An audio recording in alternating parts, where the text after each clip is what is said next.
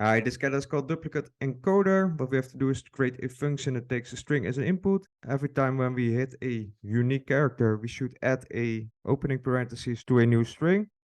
But when we hit a character that appears multiple times, we have to add a closing parentheses.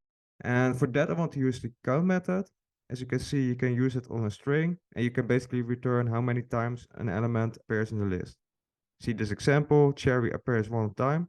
And as you can see, it will return 1 in that case. Okay, let's go. So let's start iterating. For letter in Word, print the letter.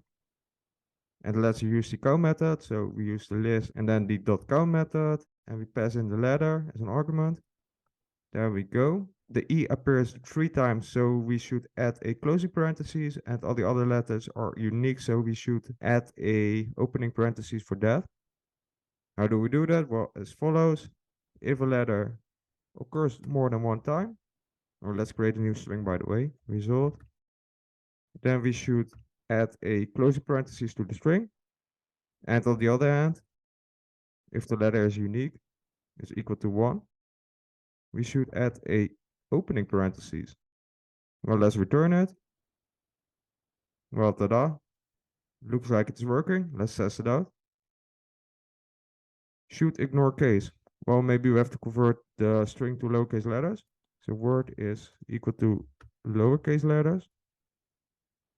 And there we go. Attempt. Passed all the tests. If this has been helpful and useful, please consider dropping a like and hope to see you in another video. Ciao.